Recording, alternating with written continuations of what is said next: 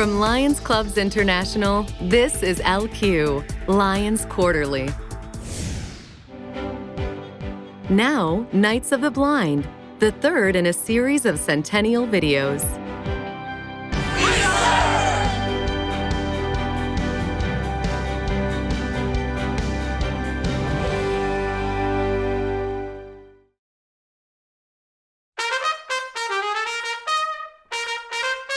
The roaring 20s in the U.S. Everything was moving. Automobiles, pictures, and headlines. The stock market was booming. But for people who were blind,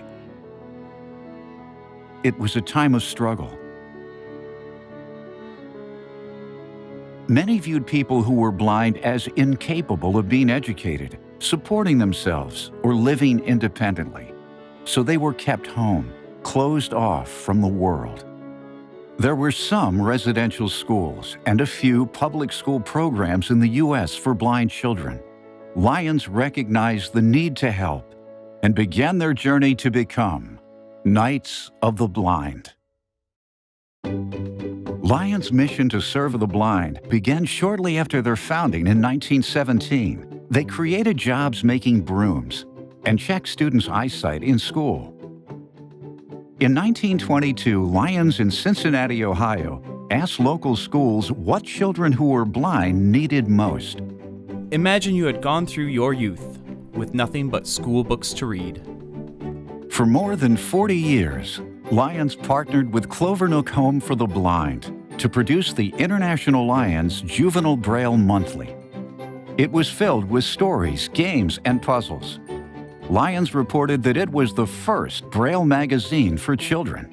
All of us appreciate the magazine you send each month. It would be nice if we could talk to the Lions Club and tell them how much we like the magazine. Lions encourage clubs around the U.S. and Canada to provide it for free. Visually impaired students from Clovernook typed, printed, and bound the pages. We are sure that no club has ever done anything more worthwhile. In 1925, 7,500 Lions gathered at Cedar Point in Sandusky, Ohio for their annual convention. Helen Keller, accompanied by her teacher, Ann Sullivan, spoke to Lions. I appeal to you, Lions. You who have your sight, your hearing. You who are strong and brave and kind. Will you not constitute yourselves Knights of the Blind in my crusade against darkness? This became a rallying cry and energized Lions to do more on behalf of people who are blind and visually impaired. Delegates unanimously voted to make Helen and Ann honorary Lions, the first women to receive this honor. Houston Lion J.W. James, who owned a furniture business, was inspired to start employing women who were blind to make lampshades. Later, his club helped others earn a living sewing a variety of items. Don't make the mistake by holding your blind workers down to menial tasks. Their fingers are capable of the most delicate work, which ought to command a higher price than what the blind usually do. In California, Berkeley Lions formed the first scout troop for blind boys. With their peers, they explored the outdoors and learned citizenship. Lion George Ahern served as scoutmaster for many years. My greatest thrill is watching these boys develop skills, broaden their interests, gain self-confidence, and thoroughly enjoy themselves. In Illinois, Peoria Lions Club president George Bonham noticed his friend, a blind newspaper stand operator, struggle to cross the street as he held his black cane. Bonham thought that white canes with a red tip would be easier for drivers to see. His Lions Club convinced the city council to pass the first white cane law in 1930, giving blind pedestrians the right of way. By 1956, every U.S. state had white cane laws. There is scarcely a community where the white cane of the blind is not as common as blindness itself. Lions worked internationally for similar laws.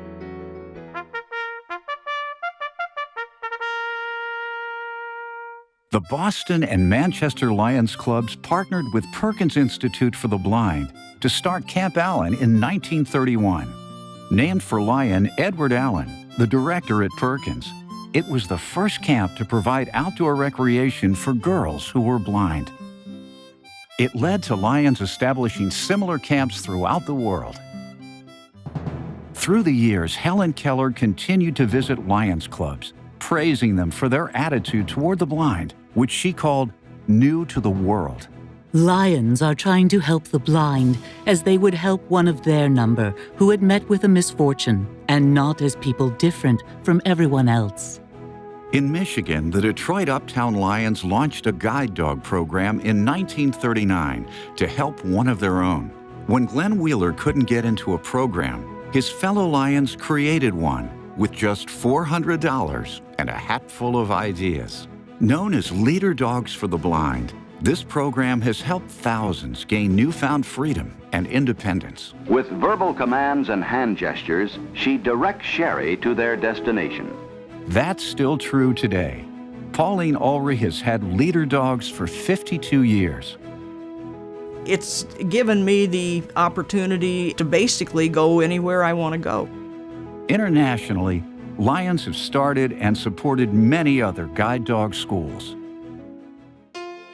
In 1945, Lions opened the nation's second eye bank in Buffalo, New York.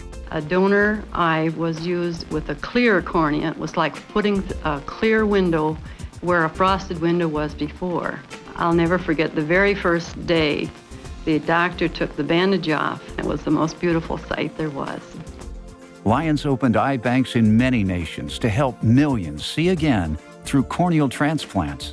You can't put a price on sight, especially to a little fella as small as he is that never has seen anything. Across the U.S., Lions provided pocket braille writers, known as the blind man's fountain pen. Lions have also collected, recycled, and distributed millions of eyeglasses to people around the world through the Lions Eyeglass Recycling Program and Eyeglass Recycling Centers. Lions' work as Knights of the Blind and friendship with Helen Keller continue to grow. Lions awarded her the International Gold Medal in 1951. 2 years later, Helen spoke of her travels at the Lions International Convention in Chicago. I had known that the Lions of the United States had chosen, as their basic activity, work for the blind, but I had not realized they had leaped over the wall of different languages to unite in their services to the captives of the dark. One of her final public appearances was in 1961, when she was honored with a Lions Humanitarian Award. Throughout the 1960s and 70s, Lions' work as Knights of the Blind grew. I'm Roy Rogers, and I've been checking my notes here in preparation to tell you a story. It's about a wonderful place in America where a group is working to rehabilitate blind men and women and boys and girls to learn to live with their blindness. In India, we have many blind people, especially amongst the poor. The real tragedy is that so much of that blindness can be prevented.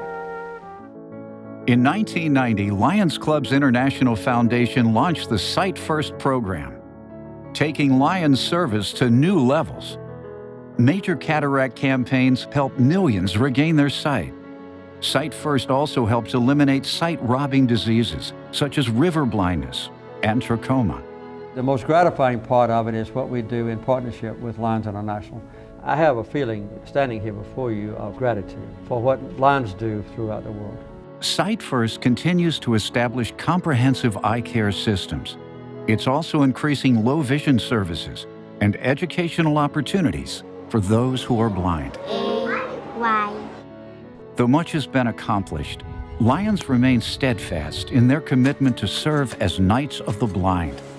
They will not rest until everyone has a chance to live life to the fullest. Someday, you will look over the fields of your endeavors. If I am still alive, I shall say, "Well done, good and faithful Knights of the Blind."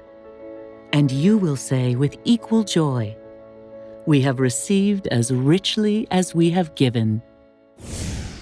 That center area is going to be all for the dancing. Every year, this Leo Club organizes the prom at their high school. We set up the tables and chairs. I helped decorate the walls. Like right here. I love doing this. We're just decorating and helping.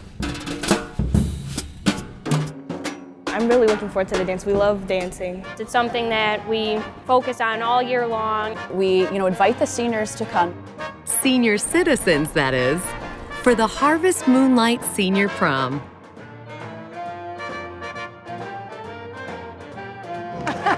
The Senior Citizen Dance is a great example of the Lions, the Leos, and the senior citizens kind of all coming together. Leos start by serving dinner with help from their teachers and Lions. It makes me happy that I know I'm doing something for someone else's day. I don't know, I'm sensing trouble over here. There is a sense of camaraderie across the generations. It's fun to hear all their stories about their life and what they did. Oh, back in my day. Fred and Stella Gallico are one couple taking a trip down memory lane. They met on the dance floor more than 70 years ago. I thought I was too old for her. I was 19 and she was 17. And we started dancing and she was such a great dancer. We've been dancing ever since. The seniors are only too happy to teach the Leos how they trip the light fantastic. They show you the dances they used to do when they were younger. It's a lot of fun. From this shared experience, they find common ground. What they realize is that we were once teenagers too. I loved to dance when I was 15 and I still do. We just look older on the outside. The majority of us are still that same 15-year-old kid. The dance also fosters a greater appreciation for young people. Over 6 of them came to our table and asked us if we needed anything. Could they bring us a drink? They brought us flowers. They've just been charming. This is a prime example that we have great kids, and that if you just give them the right activities to do, that they're going to build to be those leaders and hopefully those future Lions as well to continue doing that community service in the future. I really hope that someday I could become a Lion because this has taught me some valuable life lessons, like giving back to the community.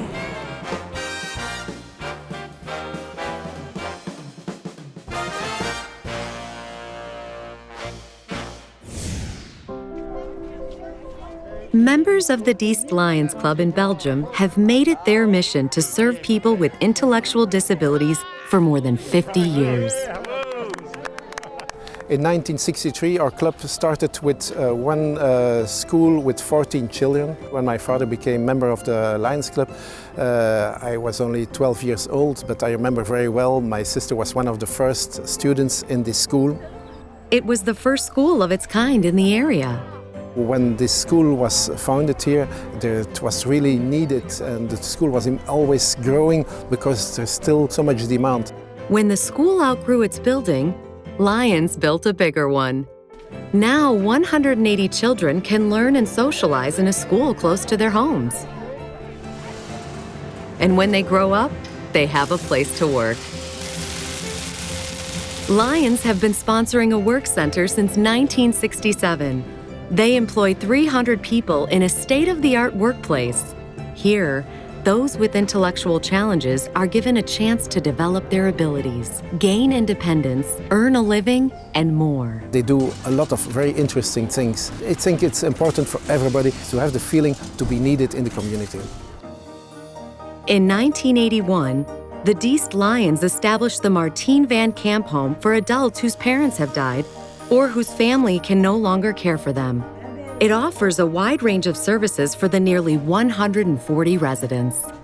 Our Lions Club is very proud that in our city we did everything which was possible to help mentally disabled people, to give them schools, to give them a home, to give them a workplace. From the beginning, the Diest Lions counted on the professional skills of their members. Whether doctor, lawyer, architect, or entrepreneur, each is involved in caring for the changing needs of people with intellectual disabilities. In 2014, they enlisted 5 neighboring Lions clubs to develop Groenhof, a service center to help those with traumatic brain injuries. The formula for our success is to have one clear goal. That's the most important thing. We started to work for mentally disabled people, and we stick to that after 50 years.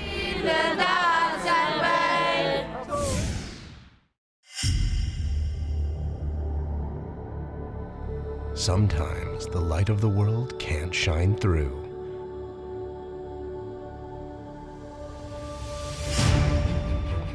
Wherever you turn, the beauty of the world seems lost. Sometimes, no matter how hard we look, we can't find hope.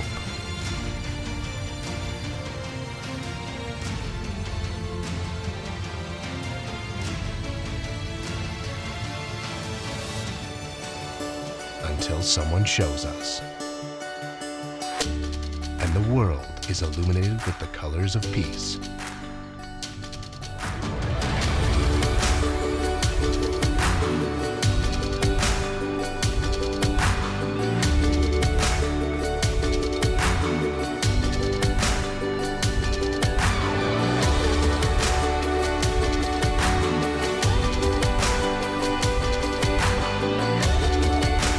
Get involved in the Lions International Peace Poster Contest.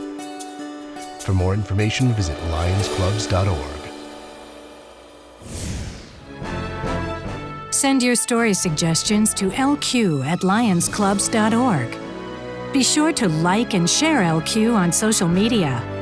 LQ is available on our website, YouTube, iTunes, and DVD. Thanks for watching LQ, Lions Quarterly.